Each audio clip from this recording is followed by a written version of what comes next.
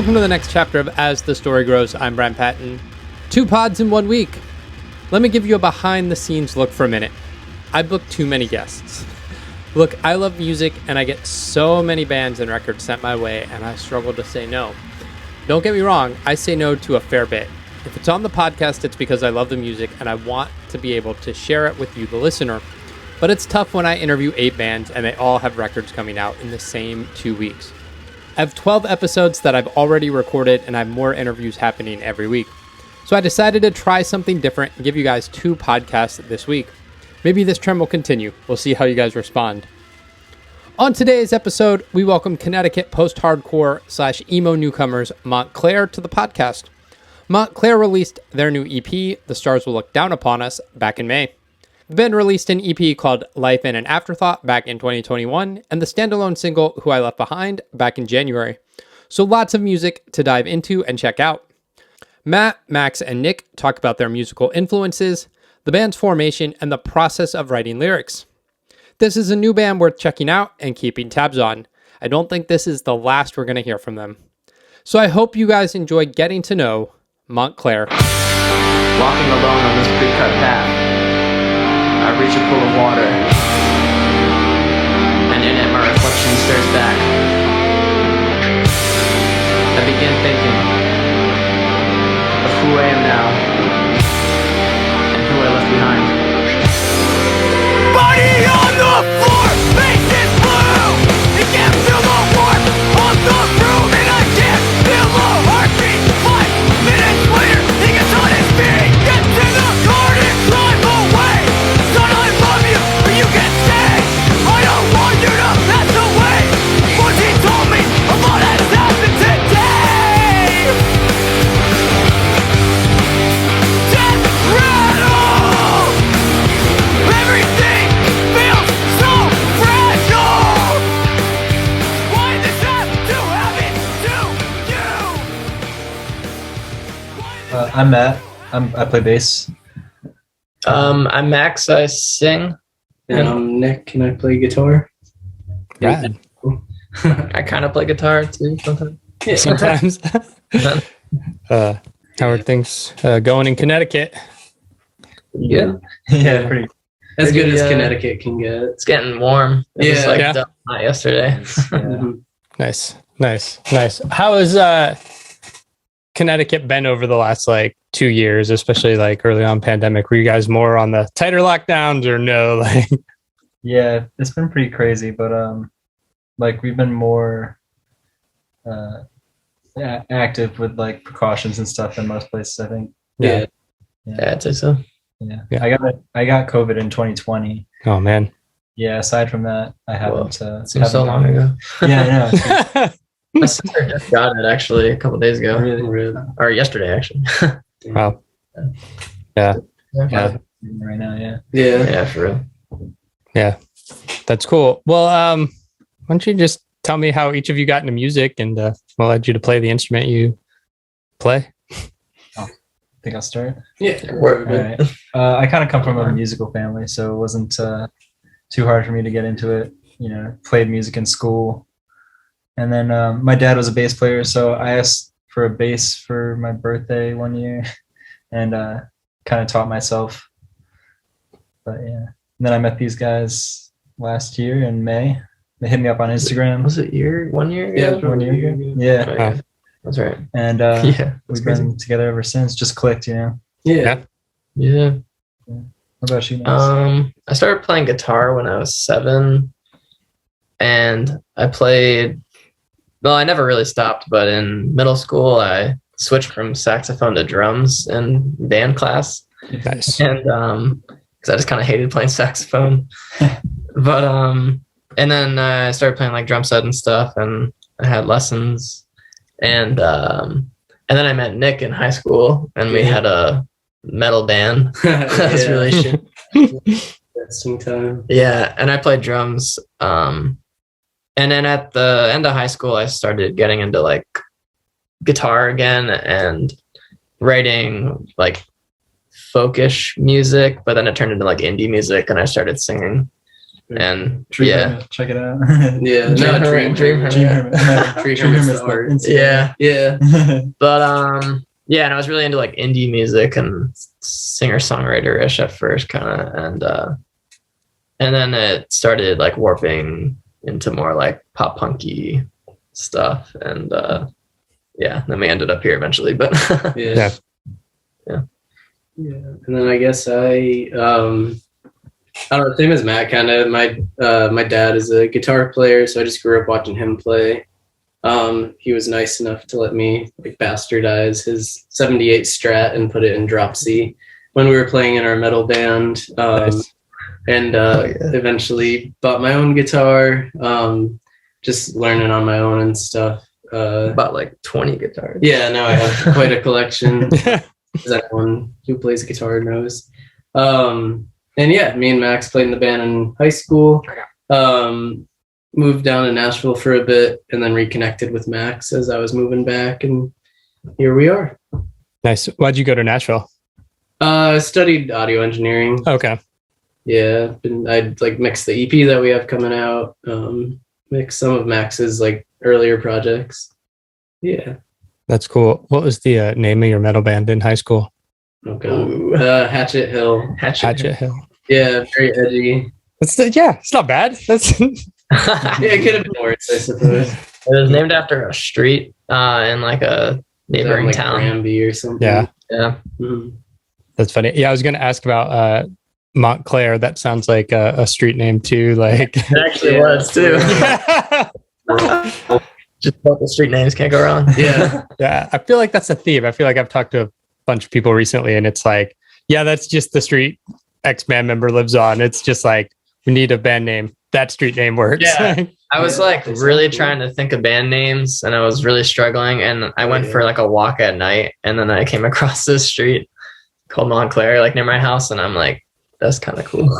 That's great. What was the scene like for you guys up there in Connecticut in like high school and like, I mean, I guess now, like, was it a big like community of like hardcore punk metal up there, or was it like a struggle?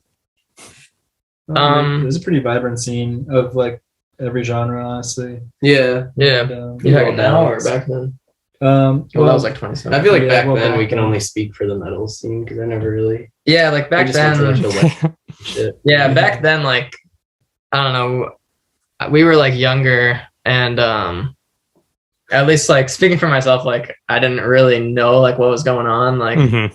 I only had like a 16, 17-year-old like brain. I couldn't handle like everything. I don't know, but like looking back, like we just kind of played with whoever and stuff, and it was, I feel like it was kind of like a weird scene, but Yeah, it's an that we were issue. involved in, but like yeah, I'm from more Yeah. southern Connecticut area. And I played in a lot of like indie rock bands and some R&B bands and stuff like that. And like there's a place for everybody. And sometimes like with indie rock and hip hop artists, they blend like on bills and stuff. But as far as hardcore goes, there's a lot of great hardcore bands, and bills are always stacked up here. It seems Oh, like. yeah. yeah. Now it's like really popping. I feel like yeah. it's like a great place to be. Yeah. for this type of Even music. though house shows kind of fell off, they're coming back. Yeah, there's, I don't know if that's to do with COVID, but yeah, there isn't many like house shows, but we have a lot of DIY, and like we have a handful of people that book shows and get bands out here, like touring bands, and Yeah. a lot of good local bands too. And stuff. That's cool. Yeah, I like always wonder if like is it because I'm older that I'm not aware of like house shows and what's happening organically at like VFW halls like it was when I was in high school, or if it's just that scene is dead, right? Yeah, it's definitely slowed down, I think, but Yeah. hopefully it'll come back as all the COVID stuff dissipates. Yeah. What led you guys to form Montclair? You talked about getting together last year, like post-COVID or post-COVID. They're never going to be post-COVID, but as like post-lockdown, right? Like, Right. Yeah. Yeah. Like just how that went about. yeah. Well, yeah, I messaged Nick because I was like working on a solo project.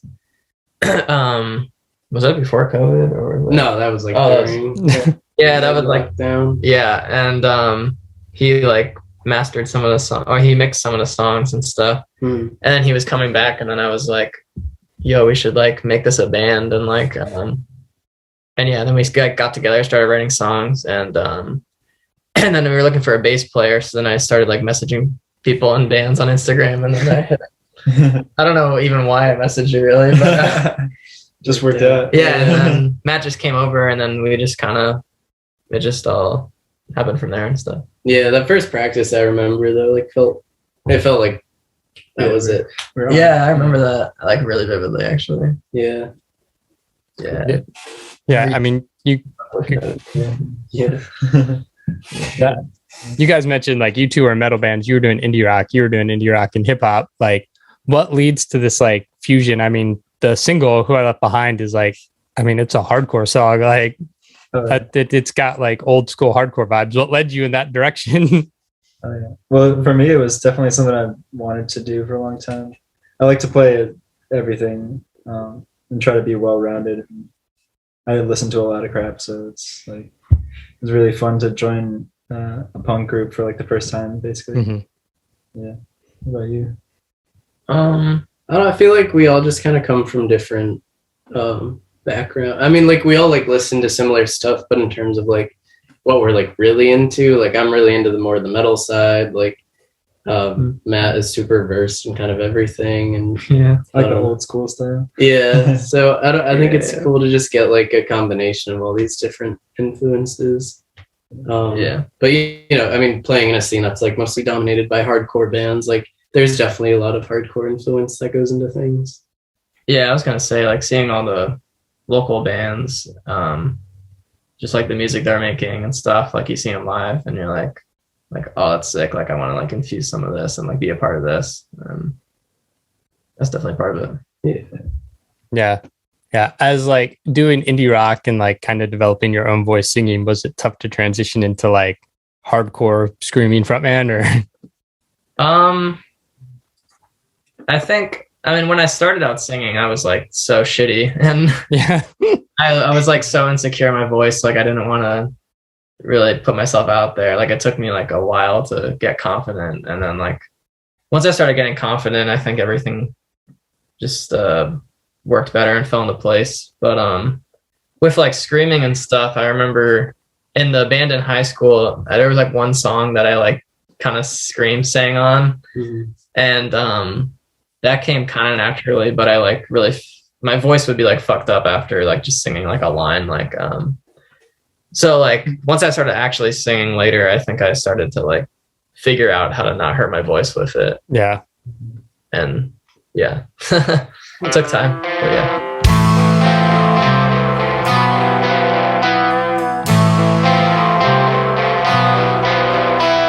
Say you won't have my back tonight.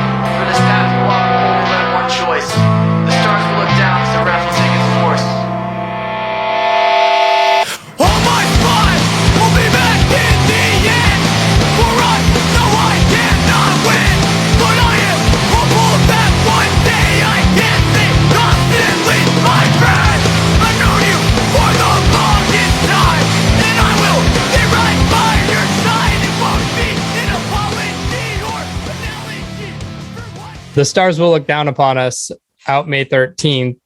How much of this record was influenced by what was happening in the world around us, or is it more personal? I'd say it's more personal, but I don't like to write songs like lyric wise that are too direct, especially on this EP. I tried to make it more interpretive, I guess, or more like just not so like literal.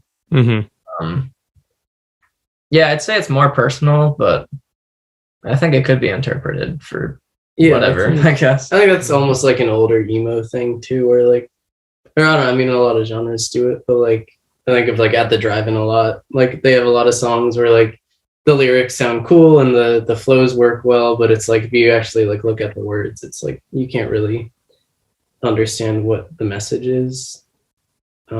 But I like that because it lets you have your own interpretation of the song and it lets your friends think of it differently. So Yeah. that's cool. Yeah. I care about it sounding good, but I mean, I also definitely have my own interpretation and meaning of what it means to me. But I don't think people would understand that if they read it for themselves, I guess. But it's not even like that out there. Like, there's definitely like literal like lines in it and stuff. Like, oh, like, I can comprehend that. But I guess on a deeper level, like, there's different meanings. Yeah, I mean, the first single, Death Rattle, you did the video. It's about overdosage. I mean, one would translate that as like a 1-for-1, right?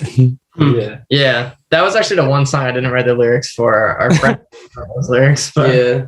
And Lighthouse, I guess. Oh, yeah. Nick wrote Lighthouse. Actually, we wrote the lyrics together. Yeah. So, yeah. But yeah, Who I Left Behind was one of Max's buddies gave us the lyrics for it, and we just like wrote music kind of according to the feeling it gave, I guess. And we had the song written, and then we lined up the lyrics, and it was like, oh, this is perfect. Yeah, so it was cool. I don't know. I really dig it because of that. It's a cool backstory. Yeah, that's cool. What made you choose that as the opening single? What like? Oh well, that song's actually not going to be on the EP. Oh, okay. Yeah, it's just living as a single. We were originally going to do like a whole album, but then we ended up doing a 5-song EP instead. Mm-hmm. Okay.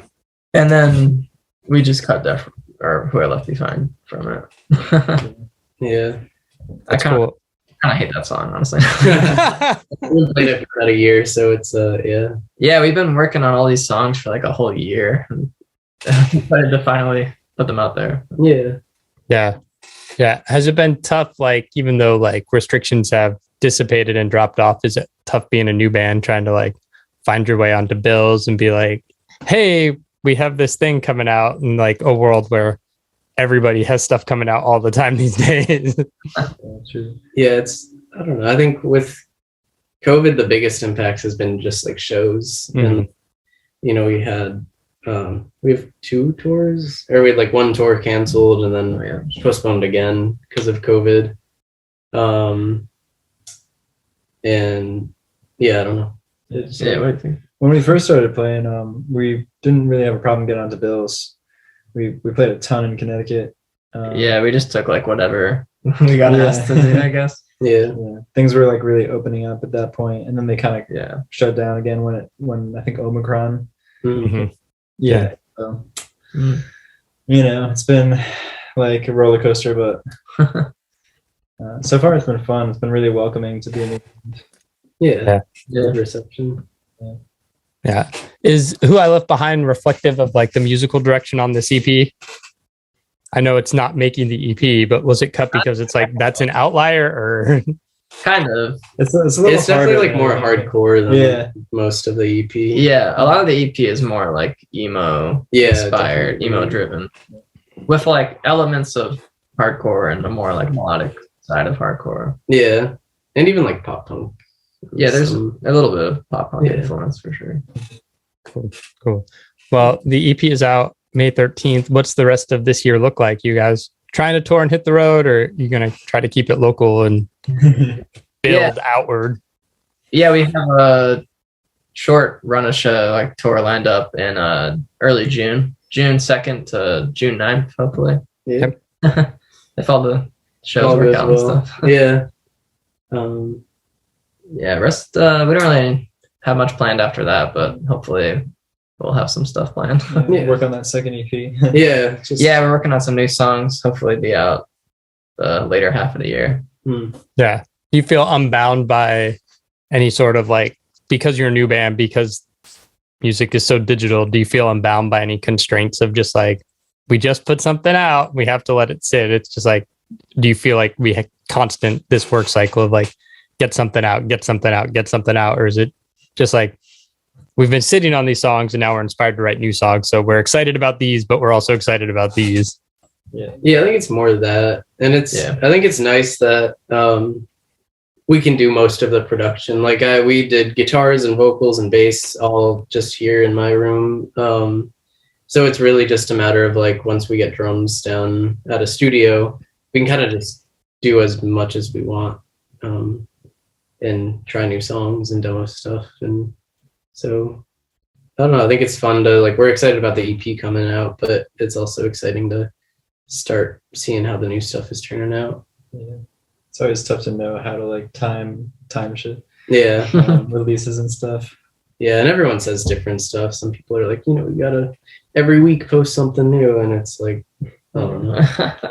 Can be draining. Yeah, but I'm super excited for these new songs though. I feel like that's how it usually goes. Like if it takes us a while to get something out there and like we already have new songs, I'm like, oh, like I don't even really care about these songs we're about to release. Like these new songs are so much more exciting for me. Got my back this one last time for the worst is coming. Only you will understand why I just keep running. Got my back this one last time for the worst is coming. Only you will understand why I just keep running.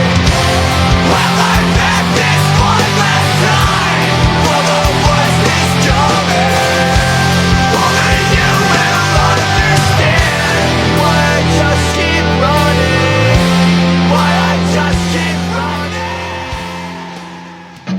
Thanks for listening to As the Story Grows.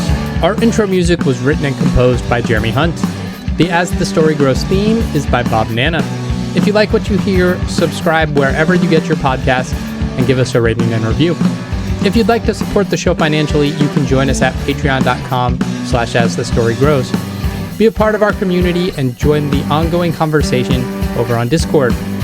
If you enjoy this episode, share it on social media with your friends.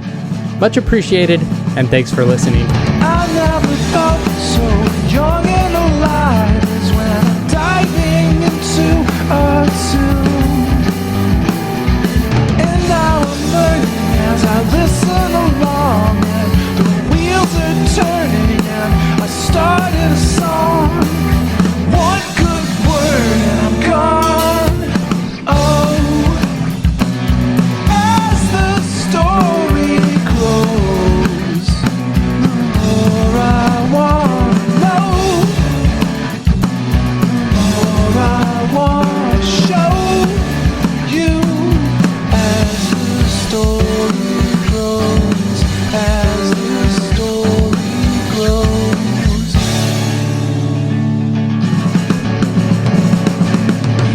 You can create something lasting and great, something passionate and real.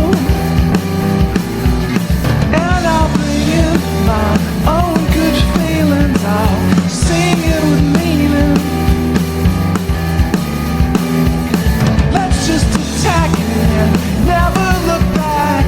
It's wild and fantastic. All together at full power, we're so much better.